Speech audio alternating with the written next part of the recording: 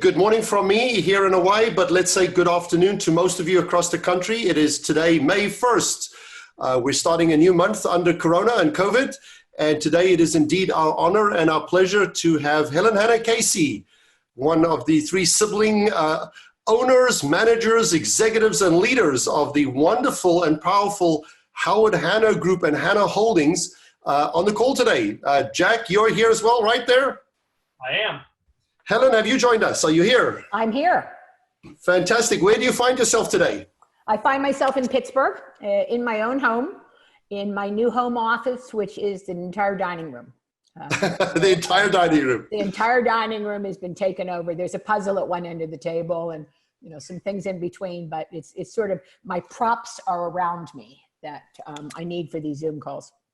I'm going to ask the obvious question, which I think most of us always ask, is the Hanna family is such a large family. So are all the Hannas safe and sound? I don't know how many are in the company. I know there's three principal sibling owners, but then you have children and grandchildren and nephews and nieces and aunts and uncles. Well, we have all of that. Plus we have, 12,000 people that are pretty incredible. And every day when I say to people, what was the best thing that happened today? And I say that on a lot of my calls when I start, and I say, well, the best thing that happened today was we didn't have any other reported cases, and that everybody who has had a case is now well within the company, and that we have not had true adverse medical problems with it. And so for that, we're very thankful for all of us. And my own family is very safe. Some of my family is much more restrictive. Others are, a little looser. It just depends on how they're interpreting it. And because we're in so many different states, I think that's the other issue, is that because all of those 10 states have different regulations, different restrictions.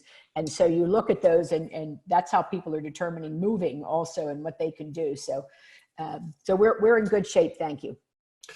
Just for those on the call that are not that familiar with Hanna Holdings or Hanna Real Estate, just to let you know, we completed the Real Estate Almanac and the Mega 1000 study of the biggest brokerage companies, franchisors, and holding companies.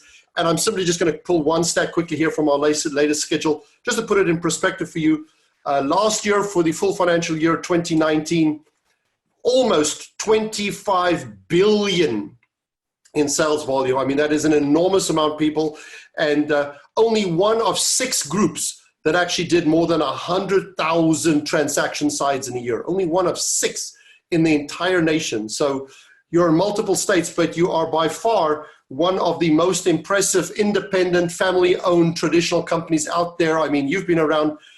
When was your father started? Was it right in when he started? Late 50s, 60s, 70s? 1957, and my dad, I will tell you, was 100 years old in February. Oh my goodness, yeah. Congratulations, happy birthday, 100. Yeah.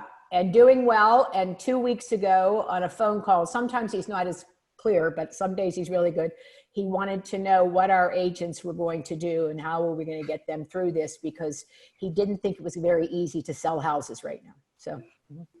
Wow, Jack, you might have to wait a couple of years till I retire, because if I'm going to get to 100, I've still not got another 40 good years in me, Jack. I have high expectations out of you, Stefan. We've got lots of work to do.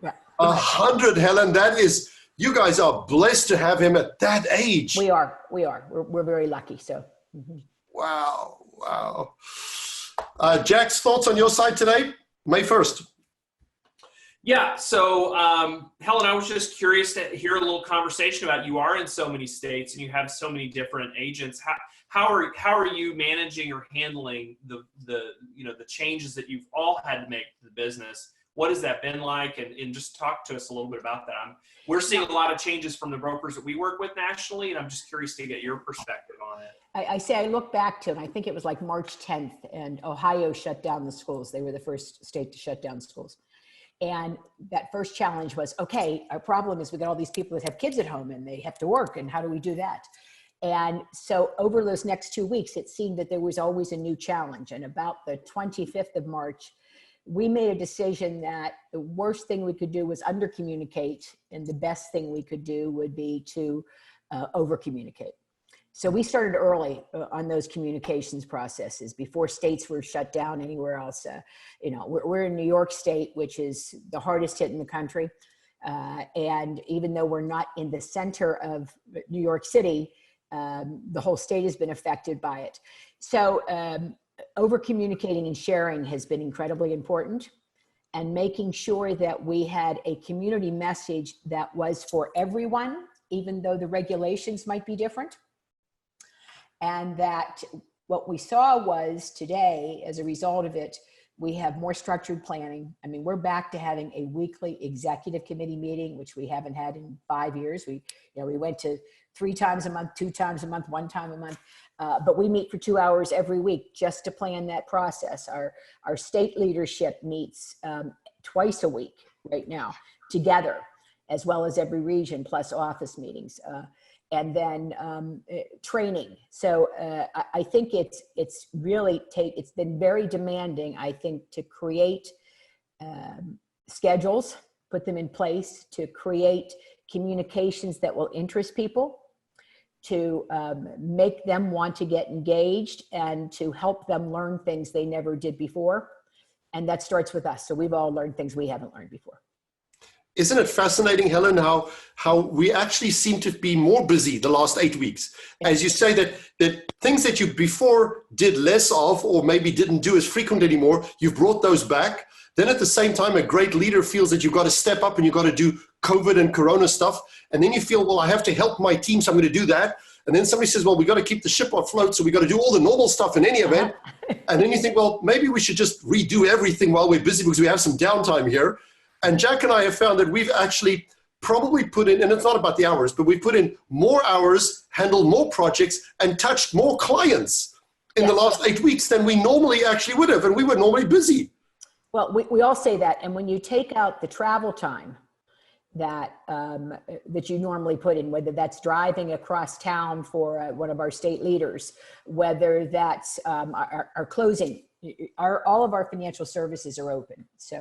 So we're a full service company. So we're still mortgaging, and we're still closing, and we still have insurance going on with limited people in offices, but we are doing it.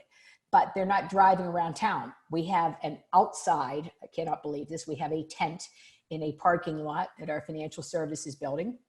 And in our corporate office, we have 4 inside, very separate areas, inside closing. So they're down the street from each other. But, so that driving time, much less the time that those of us that fly places are no longer doing, has given us the opportunity to regroup a little bit, I think. Yeah. And to look at what's really important and how to use that time better. So we are working harder, and we're doing things, as you said, we're doing things that, yes, we are having to look at. We have to keep the ship afloat. All right, at the same time. Absolutely.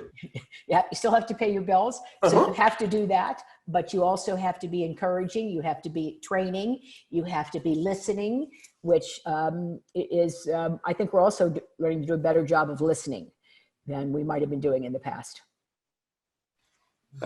Jack could tell us more about it, but he and I have been pleasantly surprised. There are, of course, a number of the smaller clients that have sort of said, could we pause the projects, or could we pause, paying bills because we have a little bit of a cash flow, which we understand. But then our top 10, 15% of our clients, our big clients, actually doing more. They've all come back and said, wow, okay, we have now time to regroup. We've got time to actually do something. We want to come out guns a-blazing in June or July or whenever you're coming out. Right. And we've actually added 2 or 3 big projects to our repertoire where clients have said, we would like to actually give some attention to things now, which we're almost surprised. It's great. Well, like most people, we're going through all of our contracts, okay? And we're finding contracts that have been in place that we don't know why they're still in place. And we're looking at what's the value of this contract at this period of time, and how do we, especially looking at marketing, what is that kickoff day for marketing? Is it the day that they can show in this market? Is it the day when the office is open in that market? So yes, so you can't just give up the ship and say, and I think some people have done that. They're just pulling back and saying, giving up the ship and I'm going to wait till it's over. You can't do that. You have to be prepared to be constantly adding and rolling out as you're going here. And you're right, looking at what has become unnecessary and what we need today, not because of the pandemic, but that we didn't think we could have on our books because we had stuff we didn't need. Yes, yes, yes. I quickly calculated, it was just a rough average calculation. How many hours do I now not spend at airports as a result of flying per month? And I came to the conclusion, just ballparkish, maybe 30 hours that I'm now not at an airport or in an Uber or, sort of in transport. And I said, all right, so that sort of wasted time to some degree, which I've now regained, that is the time I'm going to spend towards new Corona, COVID, helping other people kind of stuff. Yes. And I can still spend all the regular time that I was working on all the regular stuff I should have done and would have done in any event. Yeah. So I'm not spending time on Corona that I can't handle. It's my flight time that I'm giving up to Corona. Yeah, it's your flight time you're giving up. I think it's also, when we think about flight time, it's the to and the from everywhere we go. Yeah. And it's the preparation. So I could say, I got to tell you guys, I got up this morning, I did my hair, I put on makeup, and put on a dress for this today, but it doesn't take me very long to get up and get going in the morning. So there's a lot of different time that we're sharing. We're not out shopping, but so that we've gained in many ways, which allows us a little more relaxation, a little more family time with in the evenings, perhaps, even though we're working hard our day. But it is redirected, and it is constant for me to be looking at what new things. I was writing. We redid our mission and vision and value statements last year, which was an incredible process, by the way, to do with this many people. And we hired an outside firm, and we did a lot of work on this, and we did surveys, and then people did videos, and they sent us information, and they ended up with a choir performance that they did. So we did a lot of stuff. And but I've been writing about it, and today was the last one, which was CARES. And I'm thinking about how much people are caring about each other, are caring about their futures and looking at them long term, are doing things in the community. Tomorrow morning, they have me reading. They've been doing this for a month in our New York region, reading children's stories. Oh, very cool. Yeah, and my group tomorrow is 4 to 7 that I'm reading to, but packaging food, delivering food, having food sent to hospitals. Working at food banks. They're just an incredible group of people. And I think that one of the reasons that they care so much and can do so much is because the expectation of us is great. All right. And that puts more pressure on us perhaps, but that is our responsibility. We are brokers for a reason. All right. And we have been able to thrive and more than survive through the years because we have found this niche of being a traditional broker, being hands-on, but still being national and being around everywhere and seen everywhere, of adding new techniques and programs, although I've had to learn Teams and Zoom better than I ever knew them before. I look at what's available to us, and I look at these meetings all day long and these training sessions, and I'm thinking, we were so prepared for this. We just didn't know it. And it was all there. It goes back to, I think, when Jack and your son did that study for us, and we have that huge chart of all the things that we needed for the lifespan of a client, and it's still hanging up in one of our offices. And you look at that, and you look at the things that we've adopted, and we haven't adopted everything, I'm sorry, Jack, but the things that we've adopted, the best practices that we've put in, that we weren't starting from 20%. We were starting from 60%, but our learning curve was maybe only at 40%. And that learning curve is now 80 or 90%. It's amazing today when we look at that and we see how much opportunity there is and how much has been gained this month. That's great. I'm glad to hear that chart was still valuable to you. It's still valuable, yes. It's hanging up in our conference room where I think you put it up the first day. It's been dusted since, but yes, it's been there. Because it doesn't change. Some of the programs that we might use, and we've adopted buy-side more recently, but that doesn't mean that wasn't part of that whole program that was put together. We didn't adopt everything at once. And even what we have, you still have to get people to adapt to what you're adopting. You have them adopt to what you're adapting. And that's what's the great thing about right now is, people are buying houses at virtual open houses. This is amazing. The inventory is so incredibly low everywhere that people that looked at a house in March are saying, well, I better buy this now that I'm seeing this virtual open house, even though I already saw it. Others have not seen it at all, but they're so concerned and they have to be here for a job on a certain date. We talk about this poor medical community all over the world. Well, they start coming here to big medical centers all over the country. They do their shifts. They match was in March. These guys are all coming out of being just exhausted. How are these women going to pick houses when they're this exhausted? They're going to come into a city and do a 2-day tour and then hope and stay at a strange hotel. So they're actively in that market. And when you look at our financial services, we're saying our pre-qualifications are up so dramatically because our agents, they've been sharing this with each other on their panels. Let's get everybody pre-qualified so we can get into the market the first day. And some of them are so far along now, all they need is a sales agreement. So they are really ready. So it's just amazing to me how everybody has embraced what's happening. So how do you think that the real estate market is still fundamentally strong? And when we get out of this, whether it's in 30 days or 60 days or 90 days, do you think that we're going to be on a path towards a fairly strong closing this year, a strong real estate market? If we get listings. I think it should be the biggest concern that we have is that in some states, agents haven't been able to go to people's houses to do listings. So that has slowed them down. In many cases, people took their houses off the market and they took them off the market because they didn't want them shown. In other cases, people are still concerned about having strangers come into their house, and that's understandable. So unless we can get inventory, I don't think that we will get to the numbers that we should have by the end of the year. We're still okay because our January, February, and March to date, and actually October, November, December, just coming into this year, we're so strong that we're going to be okay. We're going to be up in a lot of our markets still at the end of April for closings, but not for new business. But for every piece of every sale we have, we're down probably, 20% in listings.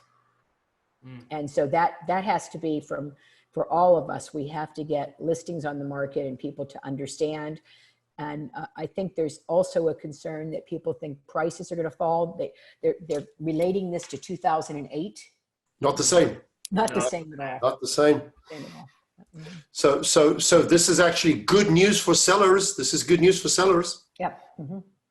It is very good news for sellers right now, I think. But we do if they have it, then it's going to get looked at and it will probably sell, and they're probably going to get a premium for it because there's not competition. And that's what's happening right now. But I also think people just want to have more confidence and security. We're reintroducing, although it's never gone away, but we have a big campaign out right now in training to reintroduce our money back guarantee. To help those people that do think prices are going down, that we have such confidence in the market that we're saying, you buy it now and the price goes down next year, we're going to pay you 100% of what you paid for it.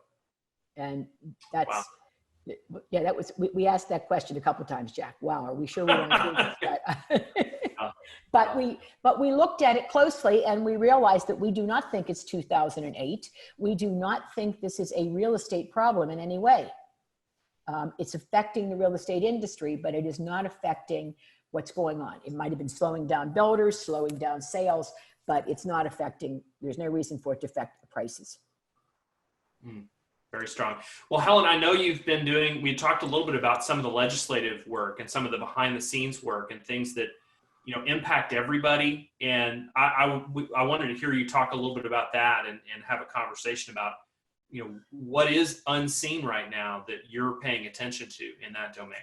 Well, I mean, we're in 10 states. All 10 states have different legislatures, different governors, yes. different policies and regulations, and different politics. And so that's part of it, is to try to get some streamlining and understanding. I mean, it's as I was on the phone the other night with a legislator at 10:30 at night talking about mitigation and how we sent letters out to all of our legislators early on with our recommendations for mitigation and masks and what we would do, and that we had shut down open houses early, et cetera. But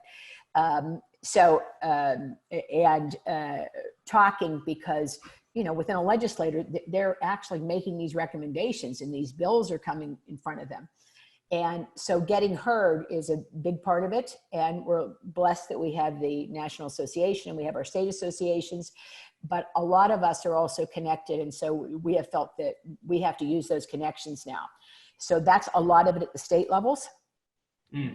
At the national levels, a lot of it has been on a couple of different things. First of all, it was the unemployment for independent contractors. When we had the shutdown in April, we for many years have had a program called the Income Advantage, where agents who make more than $36,000 are eligible to take a monthly paycheck. And they sign up for that in February. We opened it up and now we're up to another 1,000 people that were added in April to it to give our agents some security. So then we started getting on the legislative bandwagon about this unemployment compensation and how it would work. And we hired our own attorneys. We hired our own accountants, and then we had seminars that they did, not us interpreting it, but we actually paid them belt tightening period to come on and do those for the first 2 days that it came out, so that our associates could get out and could apply as quickly as possible.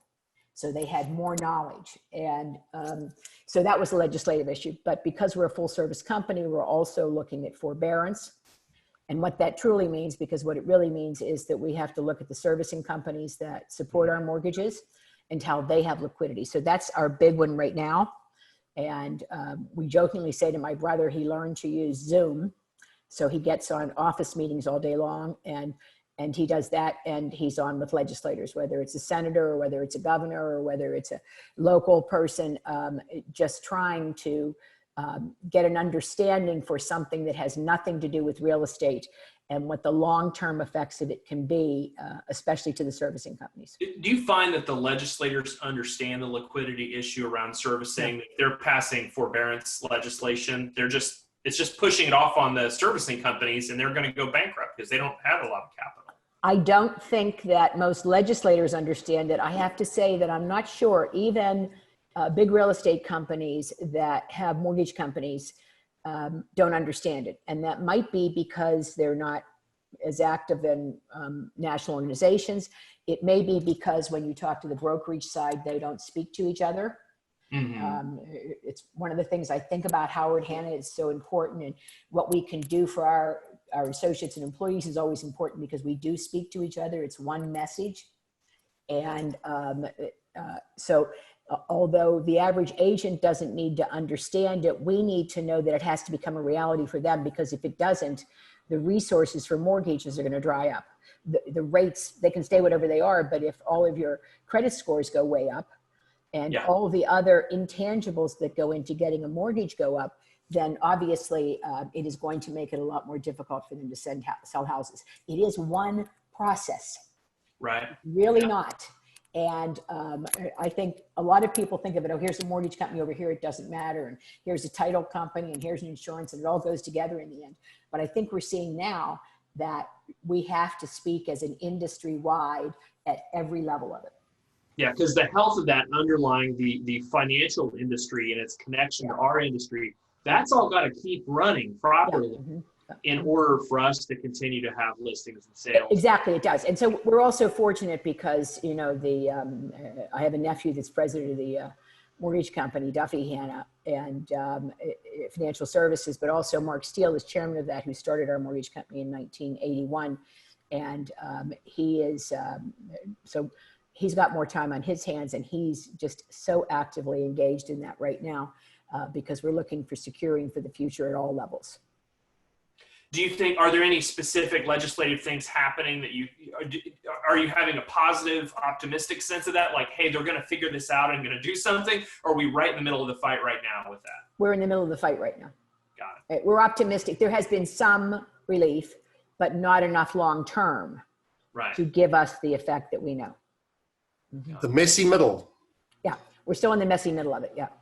So it's, are there any companies or any models that you think will come out of this pandemic period, maybe a little bit stronger or a little bit weaker? Or is it not, do you think it's hitting everybody basically the same? well, I don't know that it's hitting everybody the same because you sort of have that group at one end, which have gotten some relief, not enough, obviously, but they have been able to get the PPP loans. And that isn't enough for them, but it does help them somewhat. And then you have those who are sort of in the middle that may not have enough depth, but are too big for PPP loans or other loans. Again, the mixed middle. In the mixed middle again. And then you have those of us that are pretty strong and have deep pockets. And as I said, you know, we're not taking pay cuts for our senior employees, except for 3 of us, because we want to assure that they're working at their top form. They're not working saying, I'm working for less to start with, when many of them are paid, you know, on profitability at the end of the year. So they've got to have some security too. It just can't be our independent contractors. It has to be our, you know, those people that really run the company day to day and run those divisions and manage those offices. And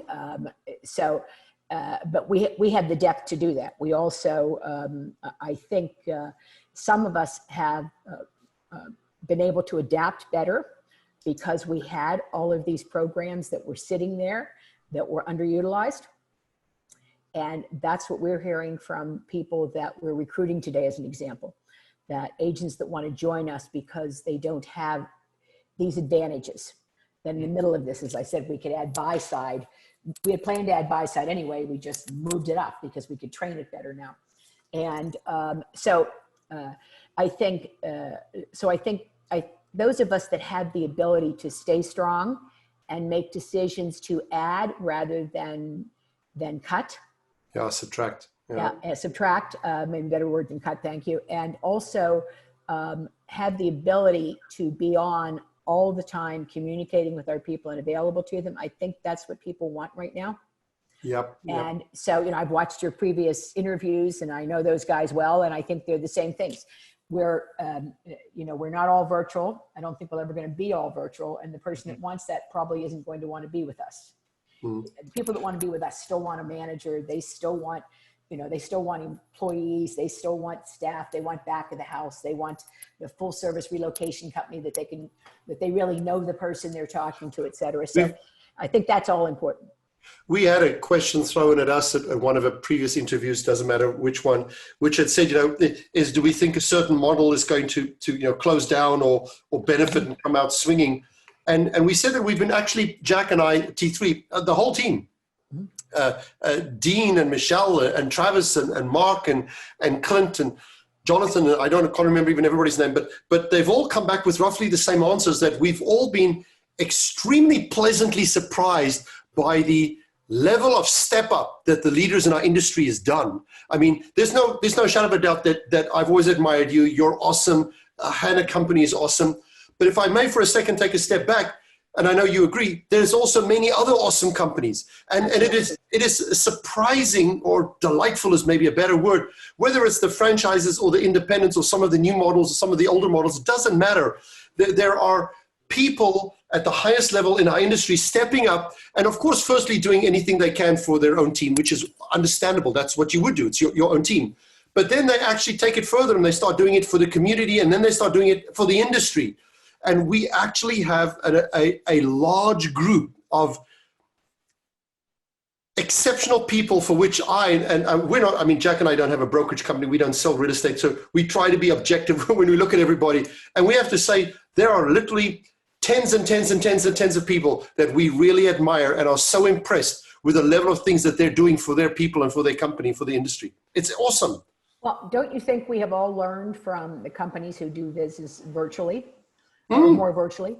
We have learned from companies who are specialty that only sell high end or only sell, 15 years ago, I couldn't have imagined companies could exist just selling foreclosures, but we all learned from it. And we added divisions for that. We added property management when we had more people that needed rentals, but we learned that from the best. And that's what, that's why, as you know, I've been going to your conference for as many years as you had it. And I just love it because you get to be there with people who are equals, but we're also different. So true. And we have created personal friendships as well as business sharing through that. Which cross those boundaries. They go over all the boundaries. Cross those boundaries. All of us, just as I was writing this morning for my Monday, what I call my Monday morning minutes, I was writing about how much our sales associates, older, newer, younger, great success, middle success, team, individual, have shared on these panels we've had. They have shared their secrets with anybody in this company. Right? And some of them have invited people from other companies on it, and that's fine. Right? Yep. And then, but the same applies to what we're doing. We're all on think tank calls all the day. It doesn't matter who we belong to. It doesn't matter. I mean, somebody called me about our income advantage, and we shared the whole program. We called another company yesterday about a virtual open house that they did to see if it was what we were thinking. And I mean, they're competitors in a sense because they have a different brand. Right. But that has always to me been such an integral part of our business. And we can say we're sharing or we're stealing or whatever, but really how we have learned from each other from the meetings that we go to. Oh, you're so right. I think back of one of the T3 summits, I actually think it was Dave Linegar at the time who said that we are all in the real estate industry almost partners, right? Because of the multiple listing, the one company lists and another company sells. So I am more often than not, I am working with somebody else to fulfill the dreams of a buyer or a seller or to make it happen for them. So yes, we are competitors, but we are also partners in almost every transaction. So I think more so than ExxonMobil or IBM or Bank of America, where there's a CEO in a white ivory tower, in some big city somewhere, our industry leaders have compassion for their agents because they're salespeople, right? They're people. And then at the same time, because we work together on almost every transaction, we have a relationship and a kinship, which is unique. So I think the real estate people really, COVID almost, I don't want to say it's a blessing. Of course, it's not a blessing. It's been terrible. And we regret anybody who's been harmed or had to go through any kind of bad things. But in some case, it's accelerating the industry to become better, more professional, more committed. We didn't create Zoom for COVID. We didn't create DocuSign for COVID. We didn't create virtual technology for COVID, but we're all using it and we're using it better and better and better. Mm-hmm. And I think also that we do have to understand, though, I do think the consumer, who in the end is the one who makes the decisions, the consumer is going to demand different things from us, not necessarily more. But they are going to demand different things. Give us a few examples. I do think that actually how our houses are presented have to be better. I think we're all learning that. It's amazing to me what people are learning about how to show their houses better, right? How to write a script. I mean, as simple as basic stuff like that, okay? I think we'll hear less about, we need newspapers, more about what is your social media platform that you have proposed for me. What's it going to be? I want my marketing plan. I want to know what that is. I want to know what I'm paying for. And today I'm not paying for you to just put it in the multi-list and sell it. I think the consumers have seen that because they're online and they're looking. You'll remember at one of our previous summits, we had spoken about the different stages that we've seen real estate evolve with over time when we went back to 1850. And we looked at the time and we said that according to T360's research, we're probably now in stage 9. And the stage number is not important, but the phase where outside money and new models was poured into our industry and everything started going faster. Jack and I think that COVID has even accelerated this stage as well. And it's actually, it was already running fast and it's now actually running faster. And that this stage or this era, this growth period, this adaptation period is probably accelerated to such a level that we will actually enter a new stage in real estate probably quicker than we would have without COVID. Absolutely. Because just as that consumer demands, not necessarily more, as I said, but different. Our consumers, our direct consumers, our associates are also going to demand that. I don't think that it's going to be this one size fits all. If you go to this company, it's all virtual. If you go to this company, it's all bricks and mortar. I think what we're going to be learning is that we have to, for the future, offer those options. You know, we get so many more people on a Zoom meeting, or we use Microsoft Teams, and I love it. It's just very easy for me. But we get so many more people at weekly meetings. We have offices and companies that we bought that had given up weekly meetings years ago, and they're now getting 40, 50 people tuning in on Wednesday morning or whatever it is to listen and learn from each other. I mean, it's not that we're giving them the world, it's they're listening and learning from each other. And I mean, how many people are watching this today that will never or have never been at T3? We had over 1,000 registrations for this call. I mean, that endorses your popularity, but it endorses the desire and the need and the hunger for, I don't know, information, quality, communication, interaction, and different parts of the same thing. And because they can. That's the other thing, because they can. Somebody the other day wrote to me after the top 75 brokers meeting for NAR, and they said, do you think they'll do it virtually forevermore now? Because this would be so good. We'd save the travel, we'd save the expense for NAR, we'd save the expense for us, we would save all this. And we got good interaction, and we could see each other closer, the speaker, which is true, than you can see when you're in a room of 150 people in a giant ballroom somewhere. So that isn't to say that will be gone, but it is to say that we have found ways to communicate more regularly in a comfortable environment without a lot of structure and planning around it. So the big meetings will still exist. Okay. So NARs are still going to have the mid-year, and they're going to have the national, but for meetings in between, we can also, for issues, like right now, we're meeting all the time. We don't normally meet all the time. We're meeting all the time because we need to, because of the pandemic. So the fact that we found that works is so beneficial to all of us. So, you know, but I'm still coming back to T3 next year. Thank you. We're going to Naples next year. We're going to my Yes, we are. Naples next year. Naples, and I'll have you all for dinner. Not everybody on the phone, but I'll have some. But I think you have endorsed and proven that the world isn't, you know, it isn't mutually absolute black and white, right? There's all the options in between. And the fact that we're enjoying a Zoom call and we can be closer to each other doesn't mean that Zoom's going to replace all personal meetings. It just says, here's another workable option that is a good one. Consider it. But yes, we should still get together. I mean, I'd love to give you a hug, but I mean, I can't do it at the moment, but that doesn't mean I'm never going to give you a hug. I'm going to give you a hug the next time I see you. Might be 3 months, 6 months, 9 months. But we can communicate in between. So yes, it also doesn't mean that the fireside chats, which I did try to make I did try to take my laptop in front of the fireplace and make it work. I couldn't get the sightings right. But that doesn't mean that some of this shouldn't continue. That communications between each other has to be limited to a meeting once a year or twice a year. That we can share more often, we can exchange ideas more often. We can even the meetings I've had with vendors that we're looking at new programs or our existing ones. You know, in the past, they've been, if we've been on, they've been showing us, you know, like a webinar where their programs are all coming up, et cetera, but we're really not engaged. And we've all learned to be more engaged in it and say, put that slide away for a second and you know, and see face. So I think that's all good for all of us. So I just see that Philip was just posting as well. I'm trying to read some of the stuff on the bulletin board as it came in. And Philip just said, I agree that we'll adopt a more remote technology, but people will also be hungry for normal office meetings and contact again. Absolutely. I mean, that's exactly the point which we've been trying to make. Yeah. Jack, I'm sure that you and your wife is super happy that you're more at home because you're one of the guys in our company that travels the most. I am following in your footsteps of being a true road warrior, and this is the longest I've been at home since we started working together 6 years ago. So she's delighted to have me at home more, and we're playing games at night. We're doing more things with the kids. We're taking more walks. There's so many good things out of this, despite many of the bad things. There's many good things out of this, and I hope this contact continues to happen, because I agree with what Helen just said. There's parts of this we should just keep doing because they work. We prove they work.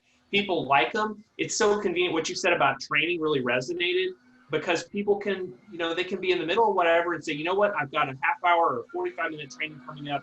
I'm going to step into my bedroom and hop on and be there. Whereas they wouldn't get in their car before for that. It just wasn't, it was too inconvenient. So, and we've also noticed, all of us through the years, I think somebody's been talking on one of these in the last couple of weeks about how we're going to redesign offices and narrow the amount of space per, and it might have been something that Stefan, that I read of yours, but, you know, and we went from this much to this much to this much. Some people, just as somebody just asked, they need that interpersonal office communication. For sure. And we're going to get back to that. But if we're really honest about it, our offices weren't having everybody come in for meetings every week. And you were seeing each other less and less. And so I think people are making new connections now that had been lost. They're getting to know the newer agents in their offices in some cases, getting to know their faces, getting to hear their voice, and now want to have that socialization with them. Mm-hmm. And so I think that'll bring back some of that warmth that we have lost, because they haven't had that when everybody's in the office looking at them all at the same time. They're looking at their own computer, et cetera. To pick up on that thread, Helen, on a personal note, this year, my wife and I have been married for 40 years. And she said to me just the other day, she said to me, Stefan, I have never seen you so much for so long, continuously back to back. She says, I think this is the first time we've ever been together for 8 weeks uninterrupted. She says, before in the past, you would never allow 8 weeks to be at home because you would be off somewhere on a meeting. She says, and I actually liked it when you were away, but now that you're home, you know, I like that too. It's different, but I'm getting used to it. So. I have to say, I get great notes from some of our agents. They can't imagine the stress that I'm under, et cetera. And you know, our kids are grown. We've been married for a long time. So we don't have to teach kids at home at our house.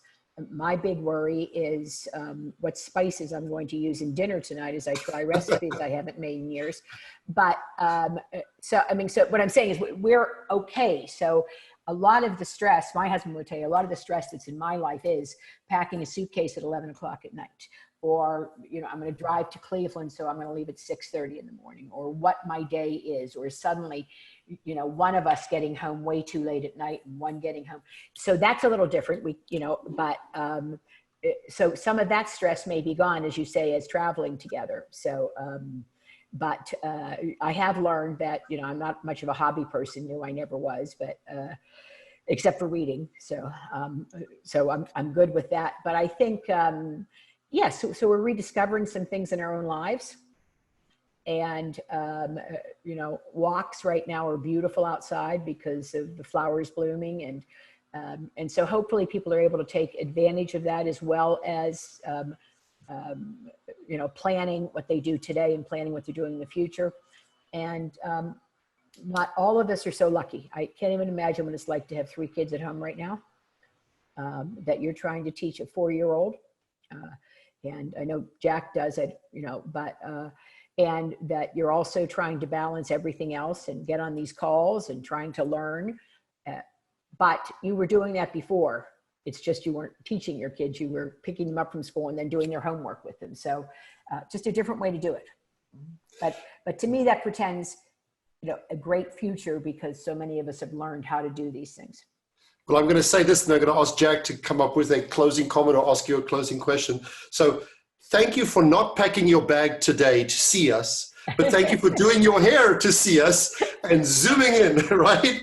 So thank you from your dining room. Jack, do you have a final question or a final thought that you'd like to share or even ask towards anybody else? Yeah, I mean, I think Helen's offered some great perspective on kind of what a bigger company is looking at, and the challenges are being faced by everybody, because you're getting to see all of them. So I don't really have a question, but I just wanted to say thank you for sharing that perspective, and for having, because you do see a lot more of the industry in many ways because of the nature of the company that you run and the footprint that exists. And I appreciate that. And I think it's just great to validate many of the things that we're hearing from a lot of the smaller brokers that we talk to and work with in what you've said. Can I ask a question? Sure, of course. Yeah. Because I think this is great, and I know that you know, you're going to send it out to everybody, and so people can see it that weren't able to watch it today. But I think it'd be great if we had a fireside chat between the two of you and some of your other staff, just to talk about how, you know, what you're doing right now to plan for the future, what you've learned from those of us that you've talked to, that, you know, but that you may analyze it a totally different way. So I think that would be great if we could have that in the next couple of weeks. Interesting. Was not on our agenda, but I will most certainly put it on our agenda. Glad to oblige. That's a great request. Yeah, and it would be just something, it would be something a little bit separate from, because we'd have a little more of what we get from you when we're at T3. Yes. And so that would be nice to get your analysis of what you thinking that you're hearing, not just your on-stage interrogations or the secrets that you dig up on some of us. And, for those of you who don't know, if you get to be a main stage interview by Stefan, he looks into your background, finds secret things that nobody knows. And also they have a makeup artist backstage. Well, I'm going to end up by saying thank you very, very much, Helen. And for those of you that might not know Helen, Helen has been the most powerful woman in real estate, according to our SP rankings. I think it's been 2 or 3 years now where we've tried to identify those leaders, executive decision makers, visionaries in our industry that make a difference not only in their own companies, but go beyond that. And our industry has a lot of women in agents and sales roles and even middle management, but there has always been less women in the highest levels of management in our industry than we would have liked. And we every year look at maybe finding 40 or 50 or so out of 200. And Helen has been, right up there in the top 5%, top 10%. And as I said 2 or 3 times, in our opinion, one of the most valuable, most influential, most powerful women in our industry. So for your contribution that you've done to women in real estate, to your own company, the industry in general, I've known the Hanna family, I don't know, but on and off for at least 2 decades. And I've had the privilege of speaking at a Hanna conference, I think now HannaCon, as you call it, I think twice, maybe 3 times, not sure, twice over the last 10 years. Thank you very much for what you do. Thank you for coming and being on the call today. And we appreciate everything you do. Thank you and take care. Send best wishes to the family. Thank you all. Take care, everybody. Stay healthy. Thank you all. Have a great weekend. Bye-bye, everybody. Bye-bye.